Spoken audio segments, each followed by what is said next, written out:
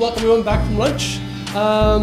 Pretty much from the inception of the LC, I think there's been lots of dialogue and discussion regarding the interconnectedness and correlation between youth homelessness and mental health. And it's pretty much been on the landscape from almost every LC that I've been involved in. It really has been a key consideration and discussion point for us. In keeping with that, we've had a mental health working group that over the years has engaged and looked at ways in which we can have an impact and make a difference in that discourse and dialogue. And as part of that process, have engaged in a series of systematic opportunities and a series of one-offs in terms of what our best efforts might be in relation to mental health in our work. Some of the examples of kind of what we've done over the years for folks who are new to the LC this year have involved research opportunities and how we can engage in those opportunities. We looked at ways in which we could best collaborate with other kind of folks who are doing solid mental health work in our various communities. We've examined promising practices in terms of LC communities, in terms of what's been happening in our various LC communities that may be able to be replicated or to be taken or to be learned from as part of the opportunity. Over the past couple of years, we've also done a bit of a national snapshot, which really helped profile some of the scope and scale and the issues that we as a collective LC and the folks that we work with try to understand kind of what is happening for the young folks we're working with as well in terms of mental health issues. To that end, I guess part of the direction we're wanting to explore next is really to design or to craft a bit of a longer-term strategic plan from the LC's perspective around our collective work in mental health. Our goal, I think, moving forward, identified in the last working group, was to really to craft a bit of a 3 to 5 year strategic plan around that process, and then to hopefully anchor or root some of our work moving forward in that strategic plan. So for us, we recognize there's been some successes, but there's also been some challenges. Just like folks who are working in the field right now experience, there's been some good things happening, but at the same time we get stuck, we get bogged down as part of that process. So certainly we're very thrilled today to have more dialogue today, this afternoon, as a lead to our discussion tomorrow morning.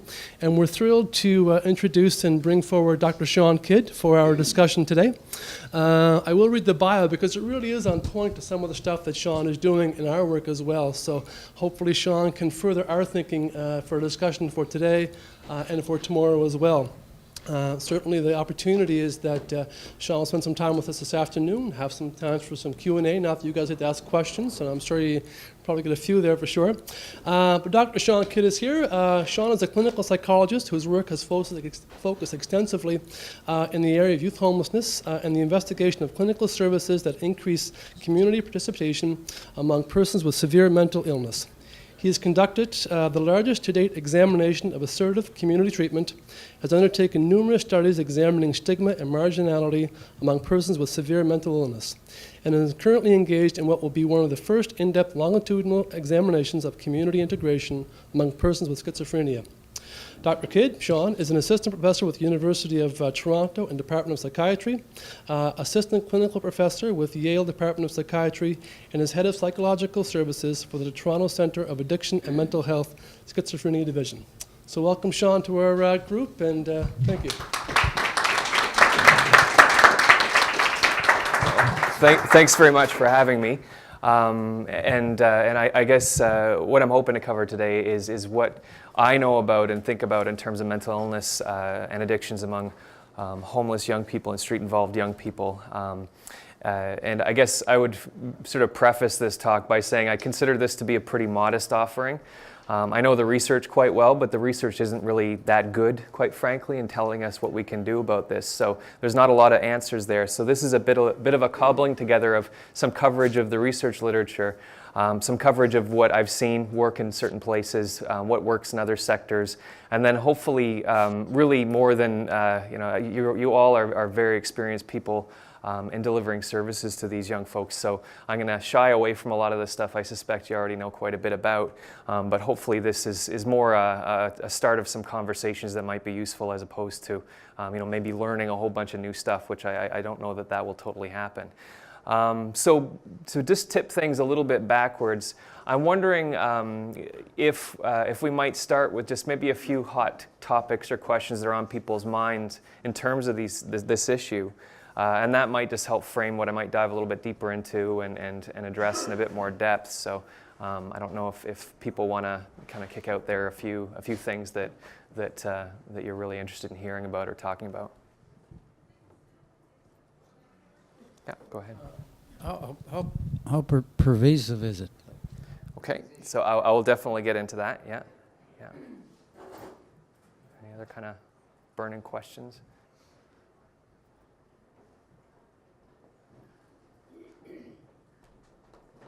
So we find it difficult to gain access to mental health services and especially diagnosis, and in some circumstances that prevents youth from getting some of the things that they need, certainly at the homeless level. Mm-hmm. Okay.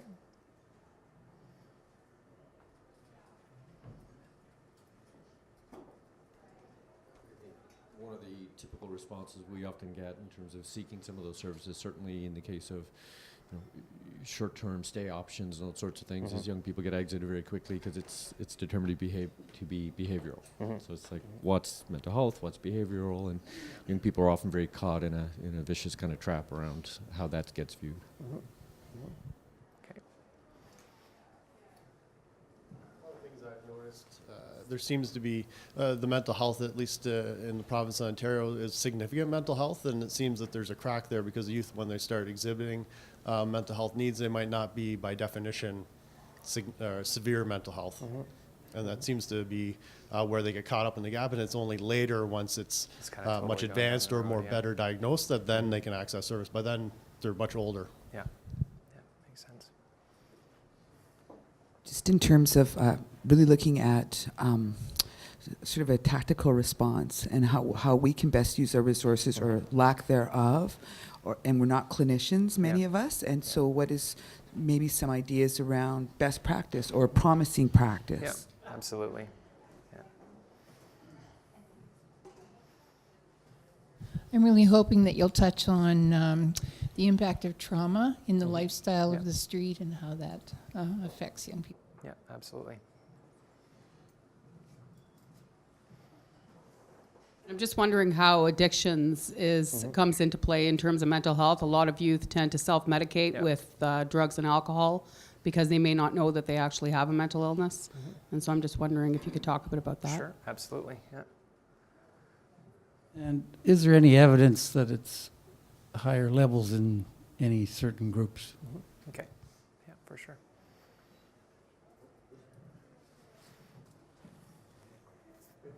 I'd be curious by kind of your thoughts around kind of what youth are saying in terms of their perception of the system and how they're engaged as well. So thoughts that may generate from kind of youth themselves around kind of their experiences. Okay. Okay.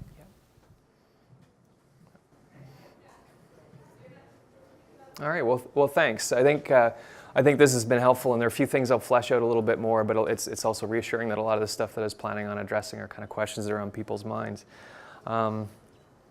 So, kind of interspersed with this is I did a project in which I spent a fair bit of time with about 100 young people, homeless young people in New York City, and then about 100 in Toronto over a couple of years. And I had a long survey with lots of questions about mental health and stuff. And at the back, I had a blank page. And at the last second, virtually as it was going off to the press, I thought, well, there's a blank page here. And at the top, I wrote, write or draw whatever you want people to see. And in the end, it ended up being kind of one of the most interesting parts of that entire project was a chance to get this absolutely amazing collection of art, poems, messages, and so I collected that from over 200 young people. And so I like to kind of throw those in because I think in some ways they communicate an awful lot, sometimes more, I think, than what people are saying or responding to on surveys. But what I am hoping to cover, at least at kind of a high level, and I can dive down wherever people, at least as best I can, wherever people have some specific questions, cover mental health and addictions issues, speak a bit about some of the interventions, some interventions that seem pretty promising, that there's some evidence for, some interventions that maybe work in other areas, other sectors that might be applicable, and some points to be taken or lessons learned from other sectors. And then spend some time at kind of more of a structural or systems level thinking about taking a step back from what you as a drop-in service shelter, whatever you're operating, can actually really offer and how you fit within the larger system of care and points of access and those kinds of pieces. Again, relying on what I know about this sector, but also some lessons learned from other sectors where I've worked with other people who are quite marginalized and have some similar kinds of challenges. So we did the questions bit. So before I get into a lot of the specifics, when I was in New York City, I was in an alternative high school. About half of the kids there, they were fairly young, kind of mostly under 18, were homeless one way or the other. And I would sit in their kind of drop-in area, and you know, kids could come in and talk to me. I was studying for my licensure exams at the same time, but in between that, kids would come in and chat with me about, it was mostly about resilient survival in the streets. And I was in my last week or so there, and there's quite a few kind of gang-involved young people, and one Latina girl, you know, very tough-looking person, and kind of had kept away. And I wasn't really actively approaching people. They wanted to come chat with me. It's fine. If they don't, it's fine. But at the end, she came in and plonked herself down in the chair without saying much. I was kind of like, oh, you know, just want to hang out, chat, that's fine. But she did reveal that she was homeless and had been watching me for the whatever it was, 4 or 5 months I've been there to kind of basically figure out if I was, I guess, an asshole or not. So she sat there and she began to tell me her story. She also gave me quite an education, as I started off using the word homeless, and she took real umbrage at that and corrected me that she was houseless, and that actually prompted me to really think about the use of that word. But very quickly in speaking with me, you know, a very troubled young person, you know, kind of came to light, and quickly she was in tears, and somebody that was pretty intensely traumatized, had attempted suicide a number of times, and struggling with depression and a whole lot of things. And before I left there, she gave me this piece of art that she did, which I think kind of communicated to me, you know, her experience in a way that maybe her words couldn't totally capture. But that's her in the middle, kind of hunched over, and hurting. The spikes are that really kind of tough demeanor that she gave off. Like, she seemed like somebody you certainly wouldn't want to mess with. She felt totally disconnected from anything in the world. This is the world, a jagged, kind of unwelcoming place. I'm not giving you my interpretation, by the way. This is what she told me it means. And she's totally separate from it, can't engage with that. Her mom was involved in the sex trade, addicted to crack cocaine, and actually got her daughter involved in the sex trade to make money off of her.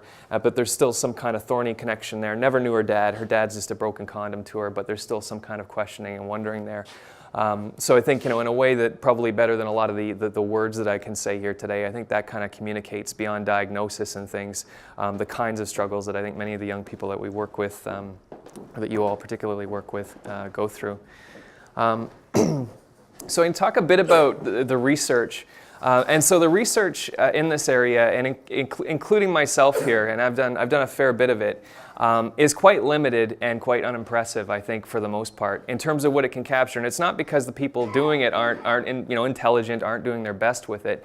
It's just because this is a really, really, as I'm sure you all know, hard group to try and do any kind of systematic research with and figure out what works, because of so many social determinants floating around in a way that you can't really unpack. What's depression? What's not having the right kind of food to eat? What's being beaten up on the street every second day? All of these things, from a traditional research perspective, make homeless youth a really messy group to try and do any kind of research with.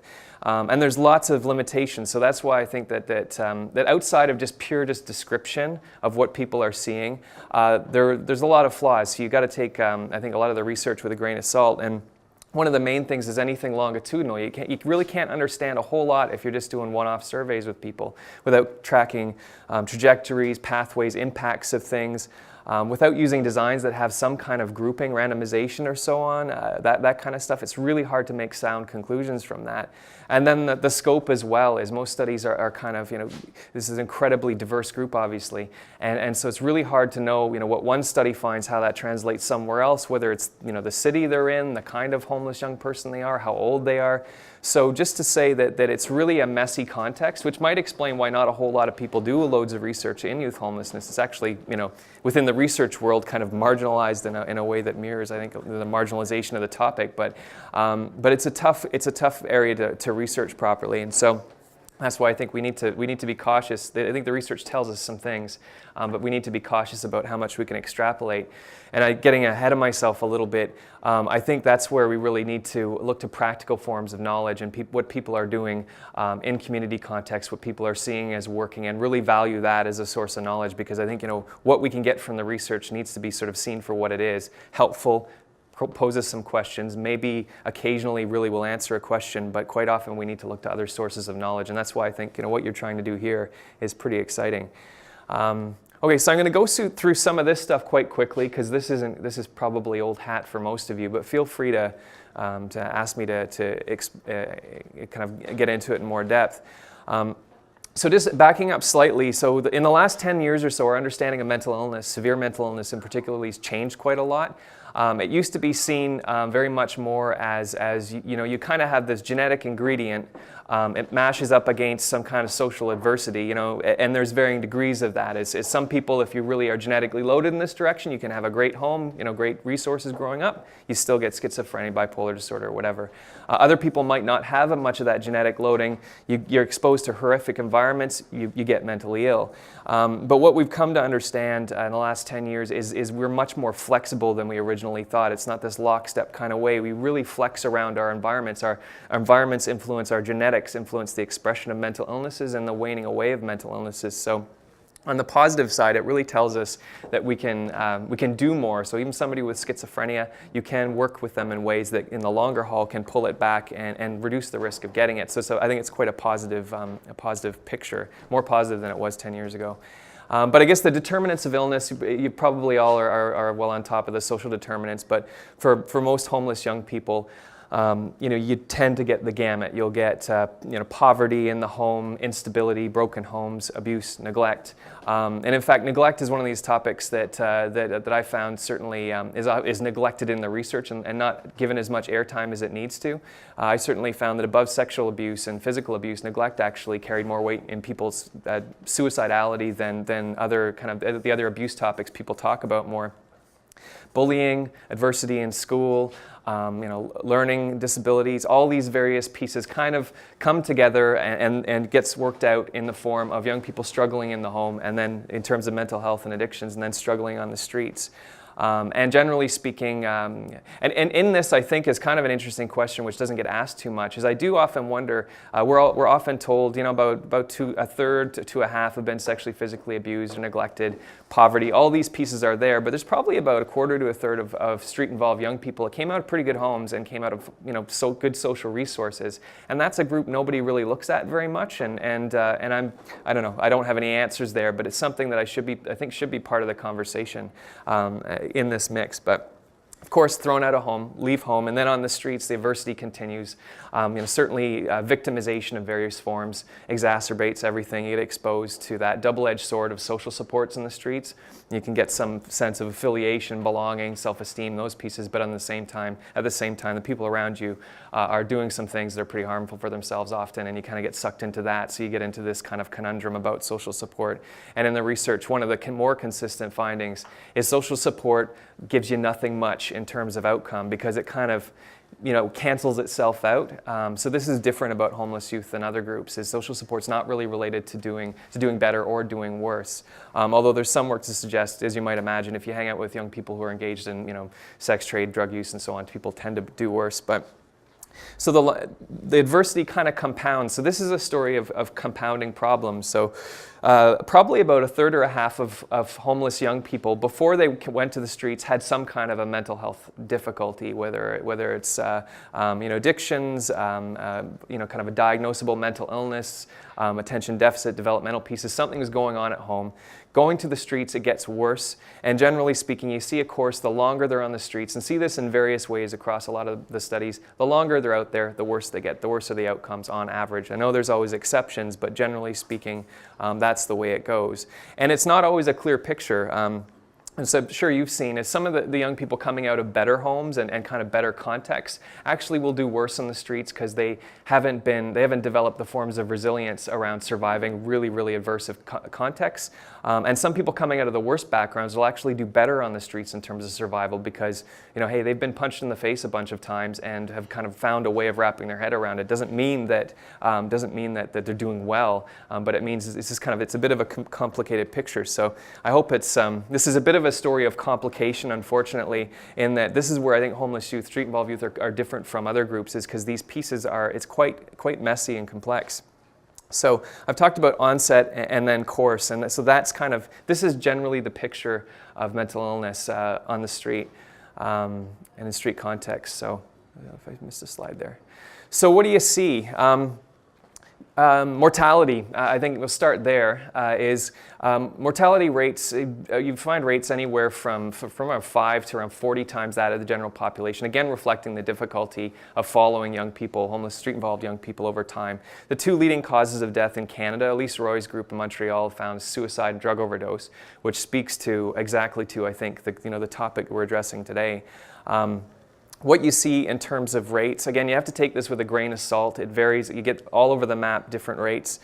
Is around, on average, about a third of homeless young people have diagnosable major depression, post-traumatic stress disorder, bipolar disorder. There's a new diagnosis in the DSM-5, which I can be a conversation in of itself, potentially even more controversial than at home, is trauma. There's a new diagnosis called complex trauma, which I think, amongst a lot of things I have problems with, is a good thing in the DSM-5, because I think a lot of the young people that are homeless and street involved, it's not like one bad thing happened or a circumscribed set of bad things happened and then they're having flashbacks and struggling with it. It's sure those bad things did happen, but it's compounded by trauma after trauma after trauma, and it becomes embedded in a way that's a bit different than kind of PTSD is the terms typically used.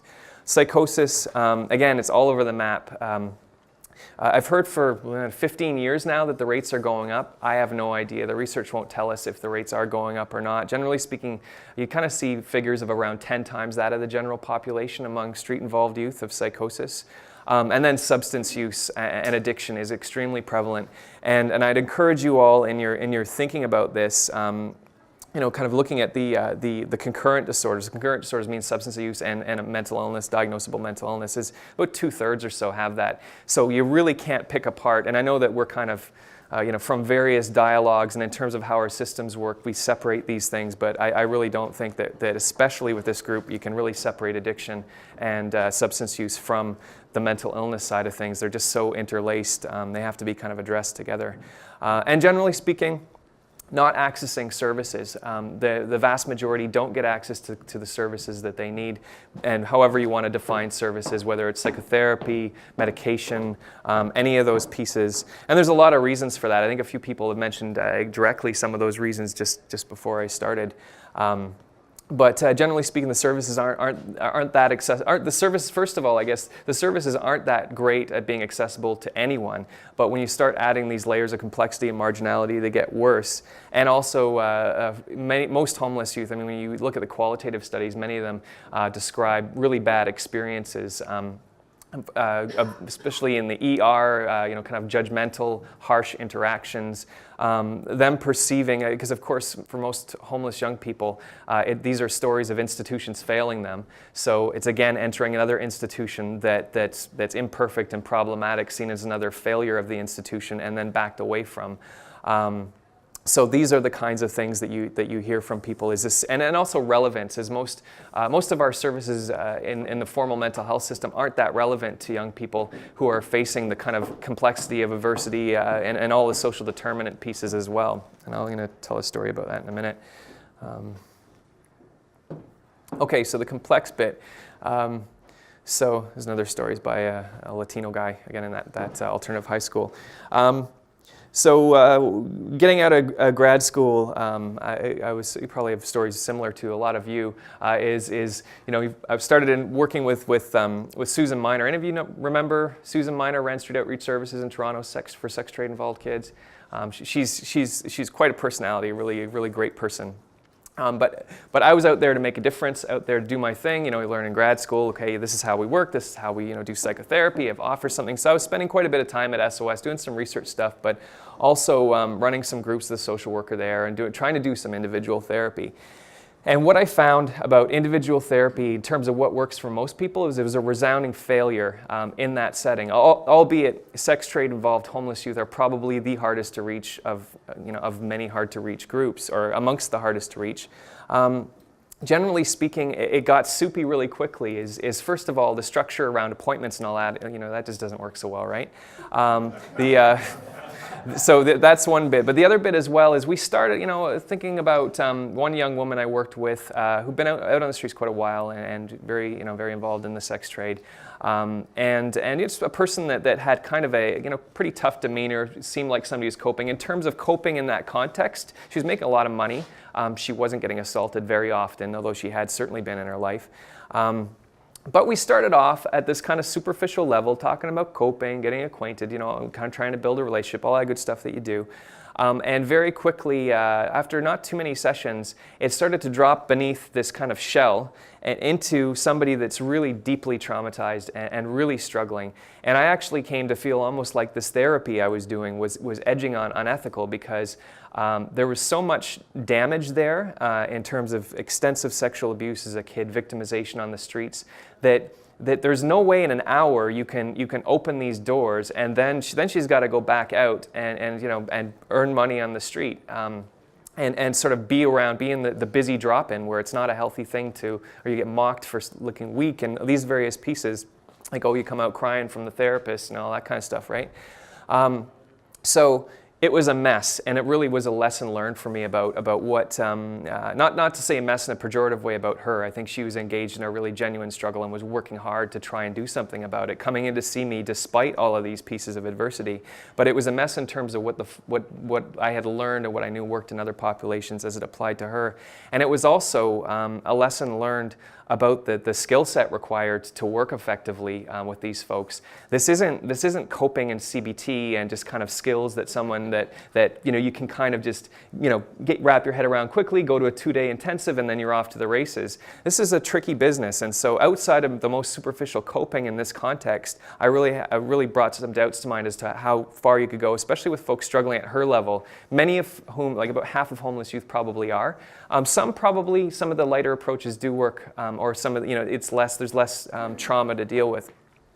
And so another piece that came to mind in spending that much more significant amount of time with young people was what resilience meant. Some of these words I'm getting kind of more increasingly sick of, is as a double-edged sword. And I won't say attacked, but certainly people took a run at me in a conference in Victoria that I was at and said this stuff. So I'll be interested to see if it happens here. But so I was spending a lot of time on the streets with kids in New York and then again in Toronto. And I started to understand what I think better, again, I was coming to this, you all probably have been thinking about this for a while, but about what adaptation on the streets actually means and what resilience means. And thinking about two young people who are at either ends of a spectrum. And I think this speaks to intervention.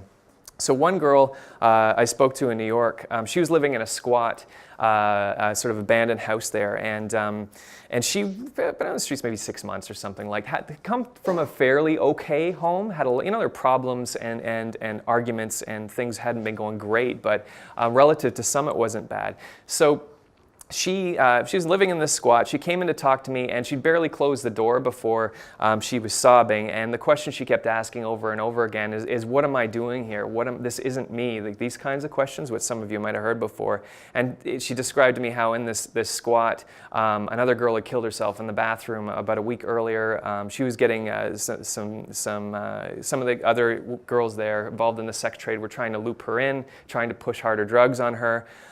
And she was really struggling with being on the streets, and she looked like a victim. She looked like somebody that people would go after, and hanging out with some victimizers on the streets, you can kind of see how, I'm sure you know this sort of clock people and see who looks like somebody they can take advantage of, but she looked like somebody you could take advantage of. And so really struggling. So what she had going for her, despite this distress, is she's somebody that is ready to go for an intervention. She does not want to be there. She wants to work. She wants to get out of there. So it's a matter of, within a scarce resource context, pulling the pieces together, engaging, and you're off to the races.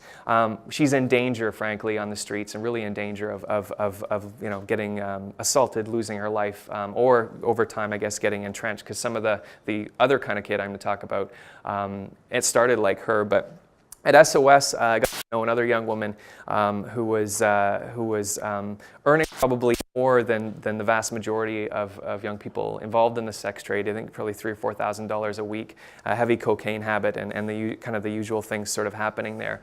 But her point was, I'm out there, I'm making more money than just about anyone. You don't like my life? Fuck you.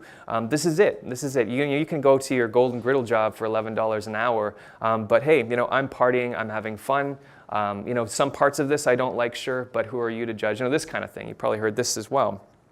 Now, the positive side for her is that she had a network, she had a way of being on the streets that protected her better than some. The negative side is she would go through youth workers at this drop-in, like, one after the other. They couldn't engage. They're out there. Well, most of the younger folks working in the agency, as I'm sure you've seen, this kind of are out there to change the world. And she's a hard person to work with if you have that mentality.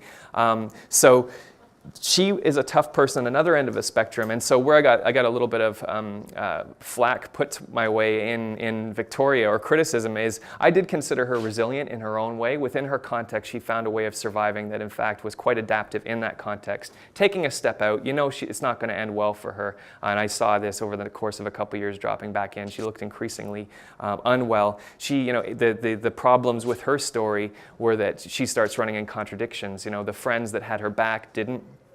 She's around people that won't tell her when she looks like hell from using. These various sort of things come up that sort of the story starts to come apart. So I think this is really relevant to mental health treatment because it sort of frames the starting point of what mental health work is. So in terms of a few specific interventions, I'm going to go through what the little research there is. There's very, very little research about what is an effective intervention. There's lots of descriptions of kind of, oh, we do this, a program did that, but you really don't know what they did exactly. You'll get kind of satisfaction ratings or maybe a bit of pre-post, people seem to improve, but you don't really know what caused it. So Beth McKay, some of you might know of or even know, she's a nurse here at Ryerson, and she's been doing some pretty interesting work, I think, around DBT skills. So dialectical behavior therapy, most of you probably know, is a treatment for mostly for borderline personality disorder. And so she's not looking at, and I don't think, nor should we particularly, look at services providing the full DBT model, which is extremely intensive and it requires actually more training than a lot of interventions. But it's more the skills around emotion regulation, particularly, because of course most of the young folks that are street involved and homeless, have this complex trauma background, but a lot of it has to do with managing, intense anger, managing intense sadness. It's just these emotions are just raging all over the place and hard to manage. And so DBT's got some very effective tools for that. It's also got some very effective tools for interpersonal effectiveness. Most young people, of course, have had many problematic relationships from mom and dad right on up. And have never really learned or have been exposed to scenarios where it's hard to interact with people in a way that's productive or functional. There's lots of intensity, lots of love you 1 minute, hate your guts the next. So there's a way of working within DBT that really works well with that, and I've seen it work. And Beth's doing some trials, and there's one in Halifax. I'm having a hard time with recruiting with it, but also in the States. She's doing some work in that area, and so I don't know outcomes particularly yet, but I'd say that's a hot topic to keep posted on and to kind of keep in mind. And Beth's quite an accessible person, so I'm sure she'd be open to being contacted. The other person who's done a lot of work, relatively speaking, probably the most in the field in terms of intervention, is a woman by the name of Natasha Sleznik. So she's looked at a few different things and has found some effectiveness, and she's pulled off some randomized trials, which is quite impressive for this group. She's looked at, and if you all haven't seen it, I'm sure it's been kicked around. I wrote this book chapter on mental health and homelessness, and so all the citations, all the things are there if you want to kind of chase it down in more detail. But she's looked at kind of family systems interventions, so looking at ways of effectively, essentially mediating relationships between youth when there's a damaged relationship with parents, with heavy assessment on the front end, really figuring out, you don't want to go down the road of connecting people with abusive parents again, but looking at, is there a way when there's enough pieces there to work with and it's safe, looking at those reconnections. She found some decent outcomes with that. Motivational interviewing, you've probably heard about that. She's found some decent outcomes with that, particularly around addictions, which is kind of what it's for. But I would argue we certainly in mental health more broadly are looking at motivational interviewing quite a ways beyond just addictions, is to help engage people in anything. It's quite an effective approach and quite an accessible approach. I mean, I think a lot of good clinicians intuitively do it, but for people that are newer or people that just need a bit of help, that's a good thing. And CBT skills, she's found some decent outcomes with that. So there you have it. So basically what we know in terms of interventions, there's really not a whole lot out there. There's a lot of interest and pieces happening, and maybe we'll see more coming out over time, but we really, historically, we haven't seen a whole lot of at least structured research. And here I'm not covering program descriptions just because I don't know what to make of them. I don't know how, what the outcomes are. So I guess some of the other stuff, and here I think, this is again speaking to things I think you probably all know quite well, is really building from what's there. And I think this goes back to the two young women that I described. It's kind of, there's that kind of hackneyed phrase of working from where they're at, which we hear again and again and again, to the point where I sometimes wonder if I even know what it means anymore. But it is kind of, the way of engaging, of course, the young woman who's very street entrenched is to help her get her cell phone organized if she's having a hard time with an app or something. Helping with just some basic stuff about understanding the better food that a better grocery store might go to for better food. Those bits. And not taking on the world right away. And then the other young woman, she's somebody that if you can find a place for her to go that's not that squat and is not that dangerous environment, she probably would be there in a heartbeat. So working from where they're at. Other things, just learning from the youth themselves, enhancing street smarts, harm reduction approaches, which I'm not really going to get into at a whole lot of depth, but you certainly hear, at least anecdotally, that tends to work pretty well in terms of engagement. And then time and timing. I think this is something in severe mental illness I certainly wrestle with. It's a hard place to be in as a clinician because, of course, you want to go in and do something. And again, I'm sure I'm preaching to the choir here, but it's waiting for that window. And sometimes it's being a bit strategic of not kind of shooting off all of your helper guns at once at a bad time, but sort of waiting, and we heard this from a lot of the young people I spoke with who are struggling with mental health concerns, waiting for, sad as it is to say, when that rape or assault happens on the street and they're starting to seriously question what they're doing out there, waiting for, when they get out of jail and come and see you, and and over the course of their couple of months in jail, no one came to visit them. Time itself, like it's something with schizophrenia in particular.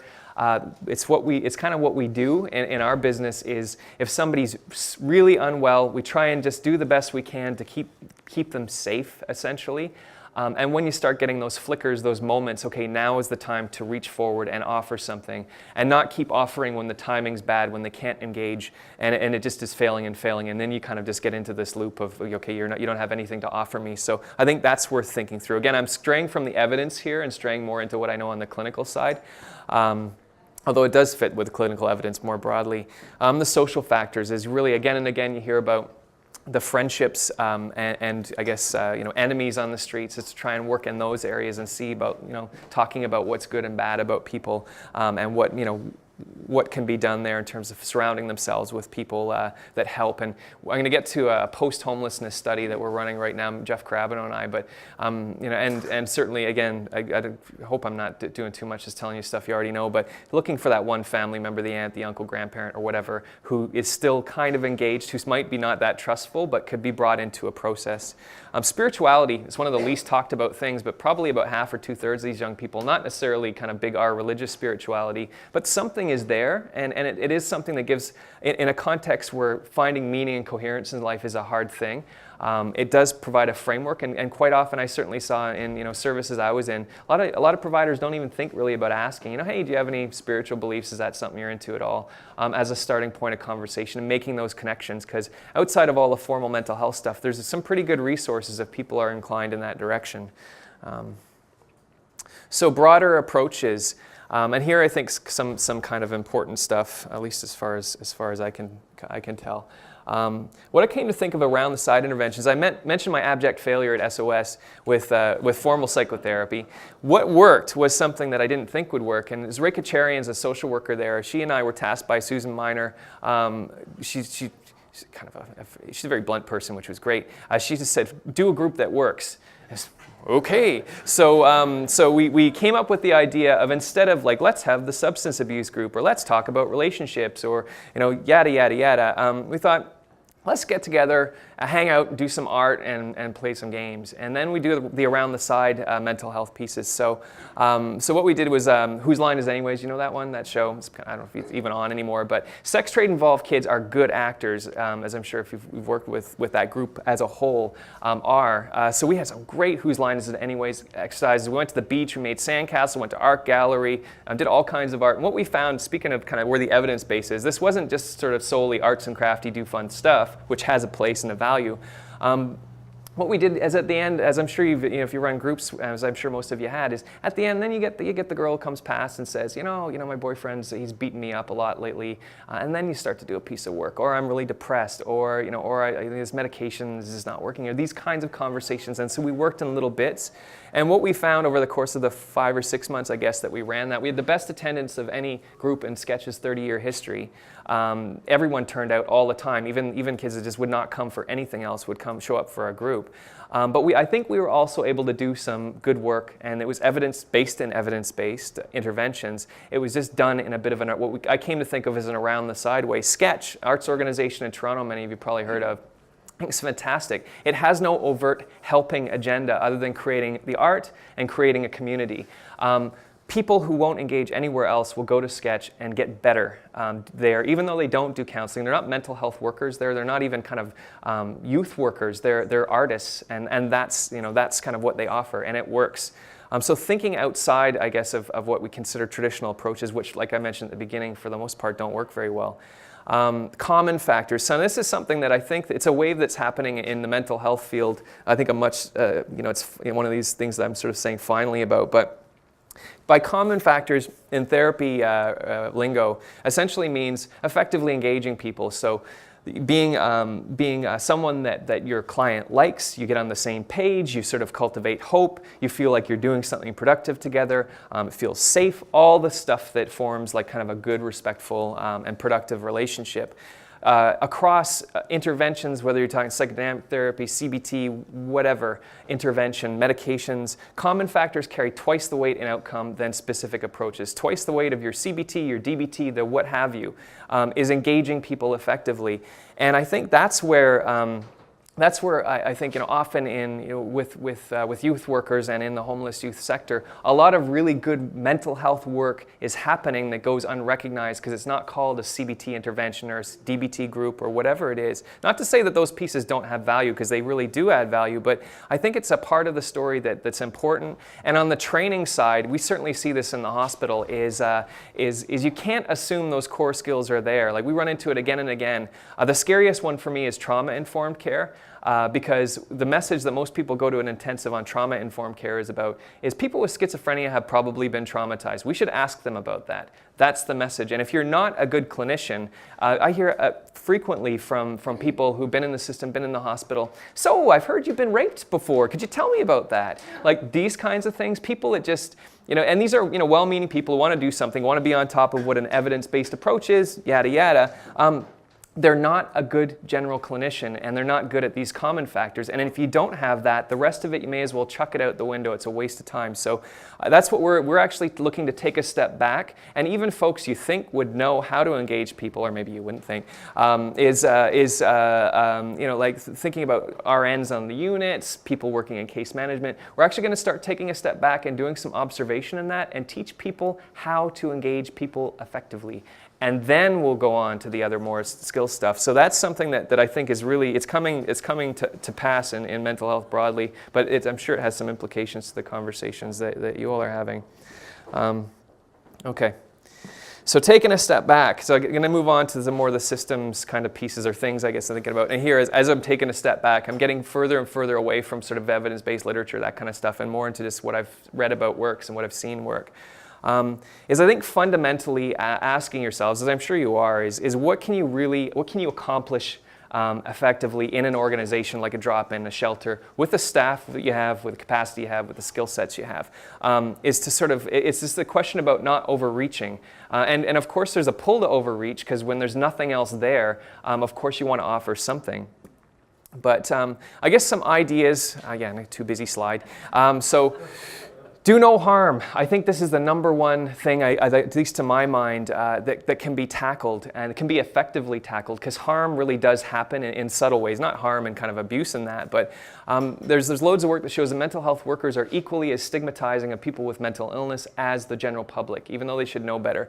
So with staff who you think should know better, there's a place for some just general unpacking of stigmatization of mental illness. We just ran a project the last couple of years where with inpatient staff at CAMH, and our units need work. is we had a dozen people who've been on our units in the past with schizophrenia, gotten on reasonably well with their lives, come back to the units and twice a month give a talk to staff about where their lives have gone and what was important in the recovery. And these are people who have gone to university, families, volunteering, whatever, and gave feedback about what was helpful and not helpful on the units. And you'd be like the conversations that happened there. This was just pure exposure, anti-stigma work with staff on units, because the staff on units, very myopic, many anyways, or some, if not many, have kind of myopic views of mental illness because all they ever see are people in crisis. They don't kind of have the bigger picture. There are really problematic ways of engaging people. We started to take a dent at that. So I think that's it. You know, the relationship bits I've covered. Ignorance about limitations, that's that trauma-informed care thing that kind of scares me, is really knowing, especially I told that story about that young woman.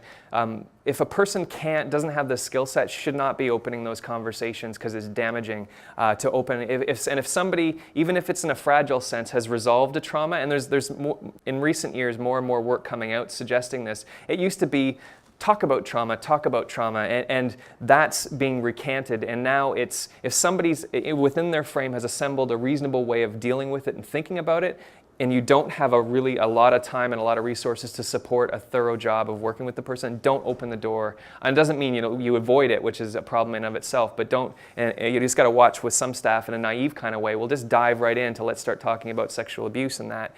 So watching the limits. I guess, I guess I'll kind of go through a few of the other things here. Asking the right questions and knowing what's going on with people. I think this speaks to some of the questions at the beginning.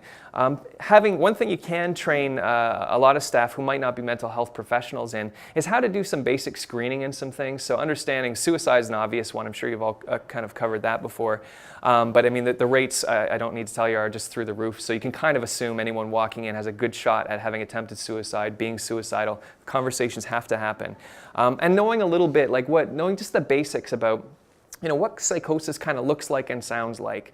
What is sort of the difference between sort of somebody that's struggling in a reactive kind of way, normal reaction to a horrible situation, versus somebody that's gone in the direction where it's kind of like a major mental illness, bipolar disorder, major depression, PTSD is more severe. But just knowing how to recognize it and knowing the language. And I think jumping ahead of myself here, and I think to one of the questions that happened, I think it was your question in the audience, is I think one of the barriers with getting people service is it comes from community folks that don't know the language, that don't know how to talk about it. So sometimes knowing enough of the language, knowing enough of the concepts, you can communicate in a way that gets points across more effectively to care providers on the formal service side of things and might improve people's access. As well, of course, the formal mental health professionals are stigmatizing probably in many instances of people on the community side, like, oh, what is this person? Some drop-in worker, they don't know about mental illness. But if you can kind of talk the talk a little bit better, you might find that you kind of get a bit more access, a bit more credibility. Knowing the basics, like some of the interpersonal effectiveness and emotion regulation stuff from DBT is very teachable to people who aren't mental health professionals. CBT is exposure, so you're afraid of something, is gradually giving a list of 5 things that are gradually stepping you towards the thing you're most afraid of. Is so or looking at a thought, I hate myself, I'm totally worthless. Like, well, hey, let's look at, there's some reasons to maybe think that's not true. I mean, there's some stuff here that's not, big T psychotherapy, but stuff that people could kind of learn. And I guess kind of speaking to something structurally we struggle with in case management, because we struggle with this provision of therapy piece. There's been a lot of de-skilling in the mental health sector. We've got a lot of folks who were once highly trained professionals. It's kind of devolved into generic case management, getting people to places, getting meds inside of people, that kind of stuff. And we're trying to roll it back and get people doing more psychotherapy. But we're struggling with very similar things. We've got de-skilled people. We're trying to get interventions going, and we don't want it going off the rails. I've seen several instances of good people with goodwill setting up trainings and things, but without proper supervision and capacity, it really goes wonky pretty quick. So the one solution that we're coming up with that is, do you have one point person in an organization who could go above and beyond, whether it's by their credentials or seeking extra training, that they could support the rest of the group? They can do the more intensive stuff, and they can support people in doing some interpersonal skills or something. So covered that. Yeah, and I guess, on the other side, of course, advocacy, I don't need to get into particularly, but the networking piece, as I'm sure you all know, it's in these Byzantine kind of bureaucracies that I certainly work in. The only way I get anything done is by knowing the people that get things done.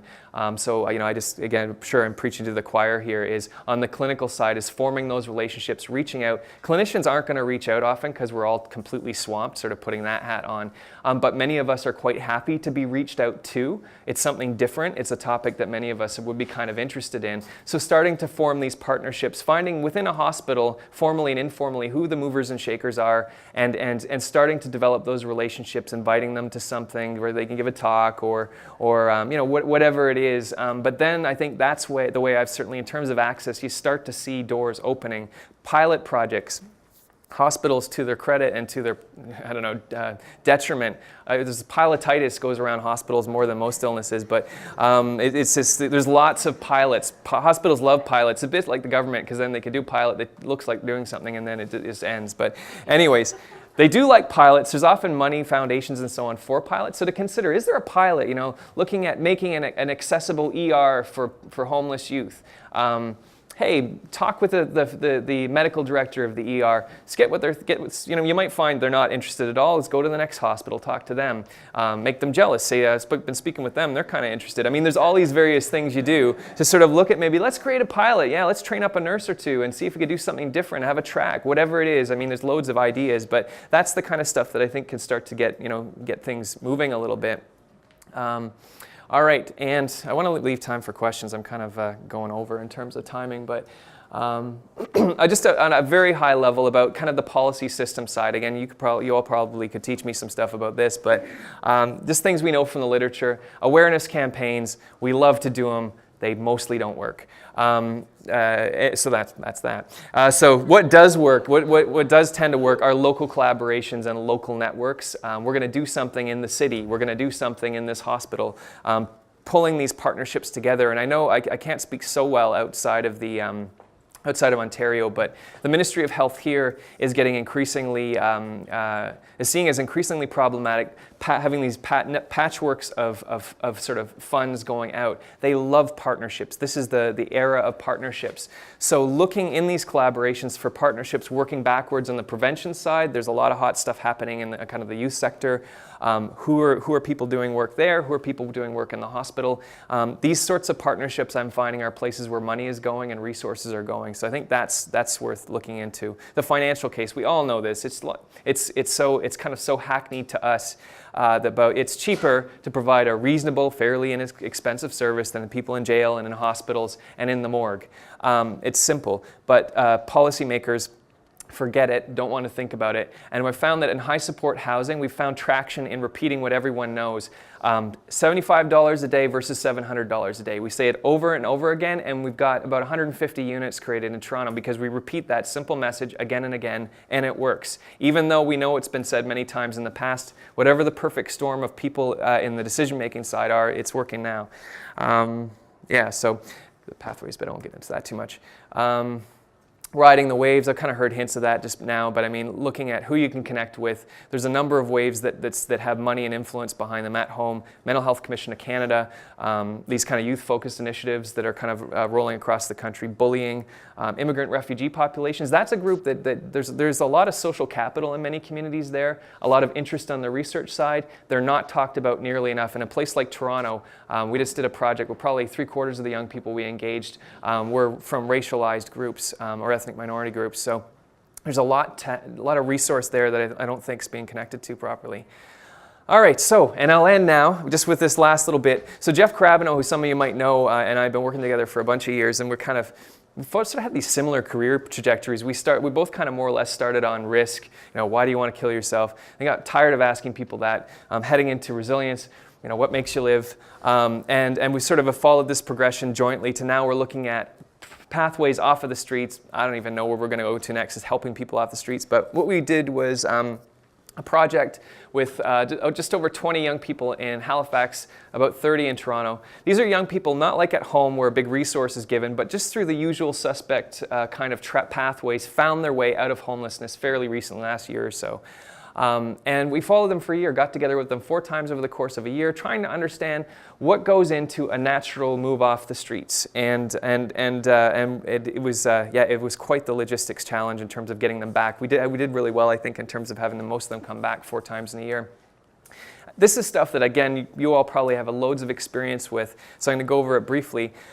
This concept of stability we're really wrestling with is, having a home is not stability, at least a fair bit of the time. And sometimes not having a home, living on a couch, is that kid's more stable than someone who's got an apartment with their name on a lease. So this messiness is there. We saw many cycles, of course, is, the pieces kind of come together and then kind of fall apart for one reason or another. One component wasn't there, the youth in their mind wasn't in the right place, a criminal charge came up. We saw these cycles, and some of the cycles were progressing in a way that was going up. Some were just kind of holding steady, and some were just kind of it wasn't coming together.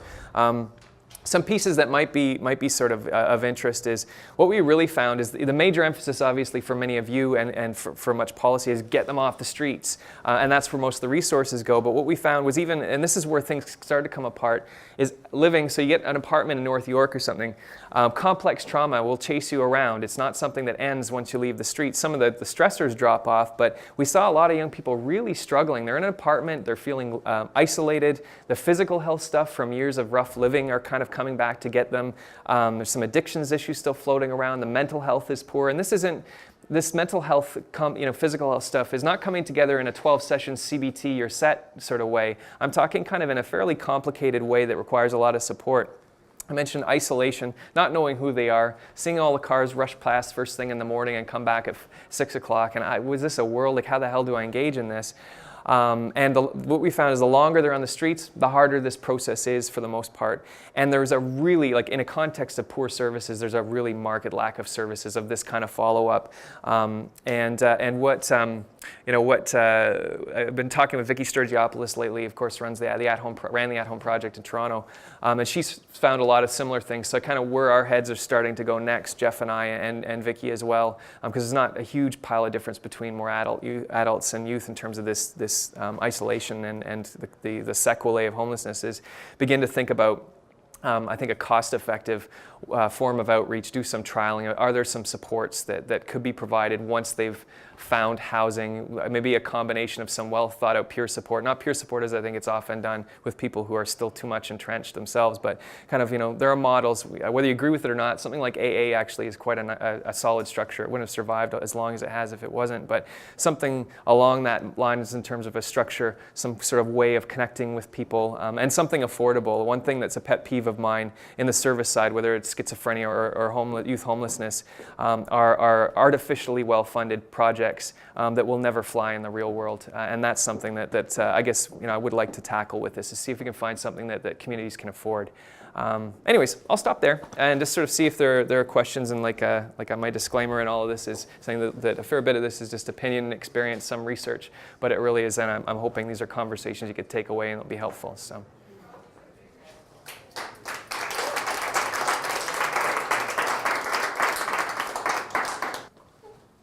I was just interested in the examples that you were using about the art and that. Do you have somewhere where you could have a look? Because we do the similar things with our young people in our program. We're always looking at new ways and be creative. Is there somewhere we could look and see what type of stuff you did? I did get a paper out about youth homelessness and the arts, which I could get your email address at the end. And then Sketch is a good place to go to. Sketch I got that one. Yeah, got that one. Yeah. And then what we're doing right now with that project I mentioned is there's a comic artist by the name of Sarah Finn who writes a lot about her psychiatric incarceration, as she puts it. She's quite a hardcore advocate on mental health rights.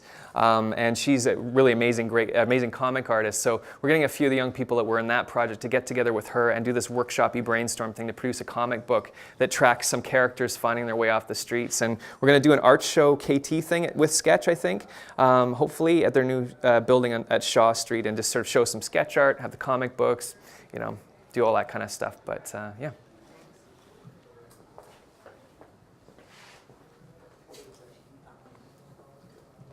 Thanks, Sean.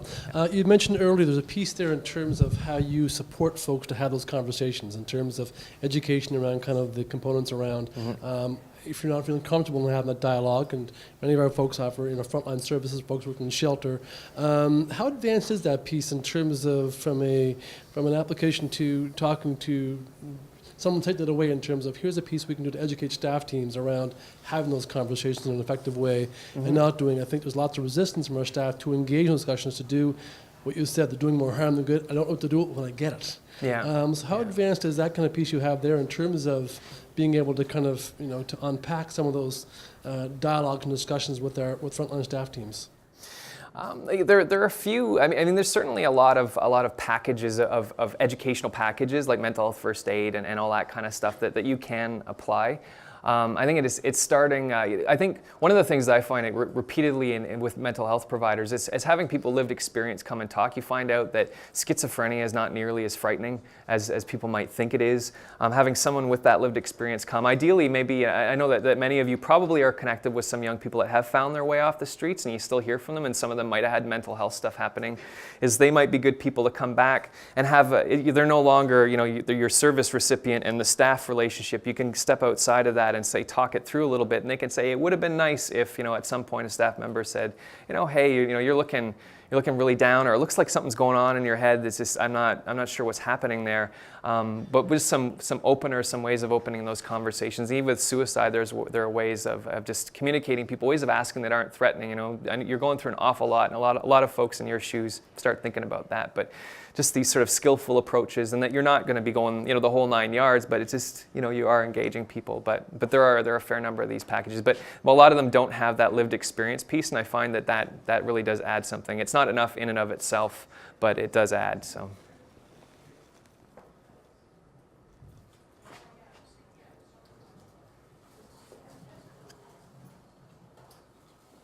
Great presentation. Just on the last question that you have there on what could happen via a national network, I don't know if you have any thoughts on that, just if you had a wish list and could make some of this happen with the right team, what that might look like in Canada. And I don't know if there was anything from the American experience where there was some joined up thinking on this, some action nationally. I guess, and this is something I've been putting a lot of thought into. I've been partnering lately with an organization called Ashoka, and it's an organization that internationally finds social entrepreneurs who are having impact socially, but I'm interested in the mental health side. But what they're good at doing is finding these grassroots kinds of approaches that work well. And I'm sure you all have seen these. A certain service offers a little thing that really works well in terms of reaching the hardest to reach youth. It ends when the person leaves, or does he run out of the money it took, and all these bits. But there are very many promising practices, and that's why I'm saying that waiting for research to deliver the answers, waiting for Godot, at least as it's happening right now, is to sort of look at what really promising practices out there. There's no randomized trial in that, but you kind of, by consensus, you think this seems to really work. And having a way then maybe, then you might be able to start to build some knowledge about it, and then maybe it could go in the direction of research. But having a way of pulling those out, some kind of, because you can't just, there's a gazillion programs out there and interventions, is trying to figure out, is there a way of picking out ones that really seem to work based on what's known, that address unmet needs, and bringing those forward in a way that people understand. And I guess the tricky bit, in a way that's the easy part, is asking people to contribute what they know works or what they've heard works. But the tricky bit is not having it devolve into some website with 50,000 PDFs on it. I've been a part of so many networks where I'm given a password and I never go. I don't have time. I'm not going to go weed through a bunch of PDFs about some stuff. That's the bit that we're wrestling with now with Ashoka, is trying to find trying to create some kind of a hub, and a lot of people are thinking about this, but Ashoka I think is a good example, but is finding a way of engaging people that you're taken to places that are relevant to you. You're not given such overly generic messaging that's just like greeting card kind of level. Things pop out at you, like there might be, and I can't give the answer, I haven't figured them out myself, but thinking of a way that there's a way of sharing these grassroots kinds of practices, exciting ideas with brief videos, demonstrating kind of things, having some awards, there's a whole bunch of stuff you could throw into the mix, but just not having it devolve into, again, I've yet to see one of those networking websites work. So that's, I guess, I would just caution about that, because I know you all, you're all probably extremely busy people, and I just, for myself, it's kind of the same. I don't go, and I forget my password too. So. Yeah. I just wanted to go back to something that you said that I may have misunderstood, or could you clarify the social network piece? So you were talking, I firmly believe in that isolation and that loneliness and those maybe unhealthy but perfectly understandable connections that they have. Yeah. Like my understanding is that in order to be stronger out there in the world, they need to develop new social connections. But you were saying something about that the outcomes don't correlate very well, or the outcomes don't correlate well for actively street involved youth. You just see it again and again with studies. It doesn't say that having a good social, what people they perceive as a good social network helps or hinders. It just always comes out, or most of the time comes out as just nothing. It doesn't have a read whether it's helpful or hinders, and that's really different than the average, general adolescent population. You ask if you got good social supports, you're doing great in a lot of other areas. Oh, okay, so it's defined by the young person who's living on the street as to their current social supports. Yeah. And I think the social support bit that I'm certainly thinking about is like peer support is put forward a lot, but unfortunately a lot of peers are just about 8 steps ahead of the person themselves and not there. Is thinking about, that's where the kind of, that's where my head is at, the AA kind of thing, where somebody's really kind of made the step, a significant step out, has done some things to demonstrate that they're solid, and you have a structure that guards against kind of breaches of trust and so on. But there you might begin to have a connection with somebody that you can relate to, yet has made the step. And that's also where the aunt and grandparent and all these pieces, I think, kind of come in. But yeah.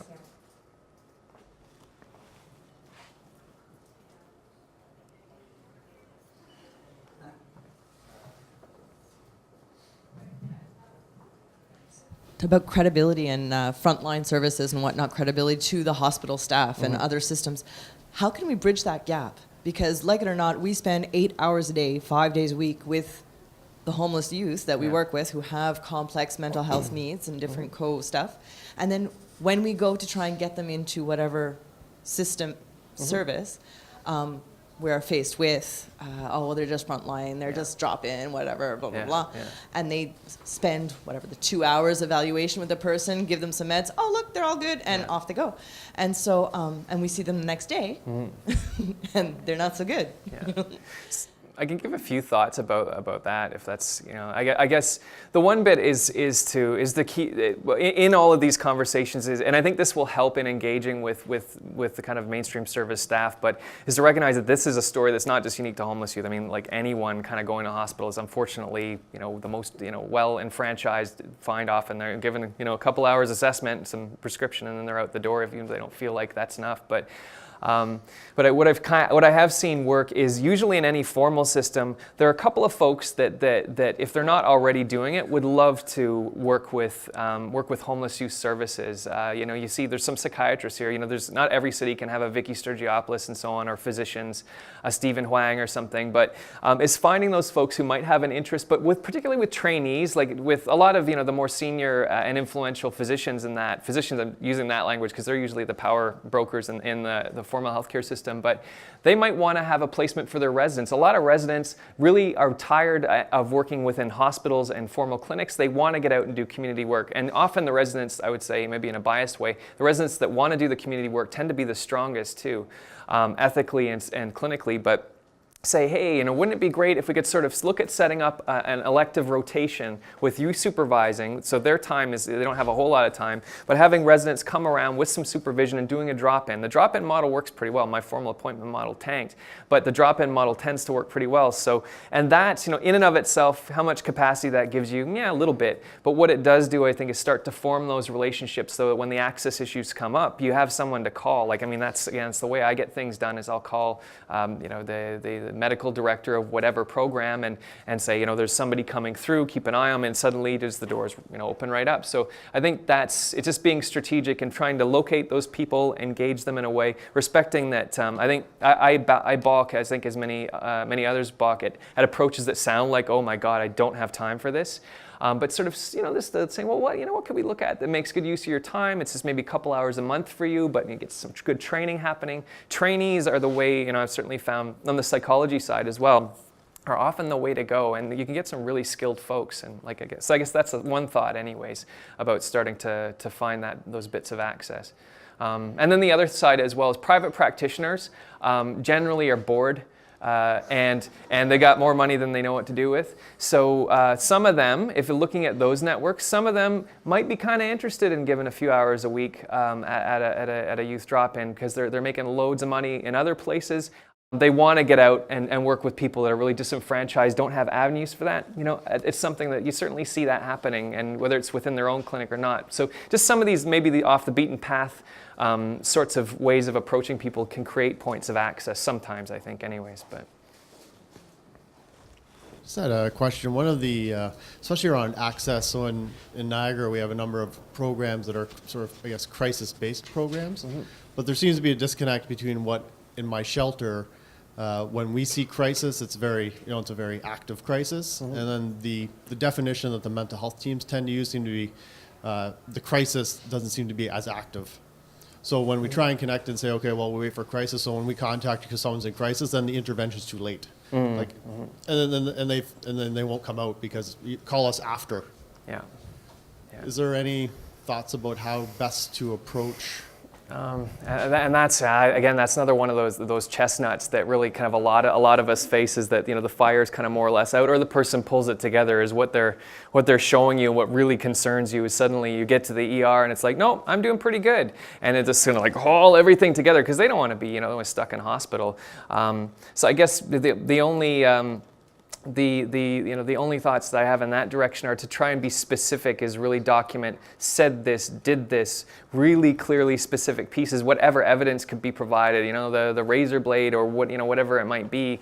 And then as well, I guess on the ER side of things, is to sort of, if you have those kinds of relationships where they kind of begin to understand, you're a person that when you bring someone in, something really serious is happening, and you've got somebody that believes that can help too. But it's again one of these systemic kinds of things. You hear from everyone from the police on, is to say they keep bringing people in, and it doesn't work. So.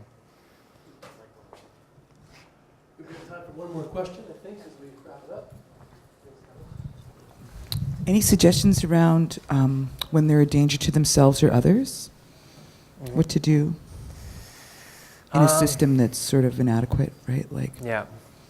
Well, I guess it's trying to have the one thing that I would say, above and beyond, DBT, CBT, all those kinds of pieces, is getting a good training for all staff, from the front desk person right on through in basic kind of suicide risk intervention.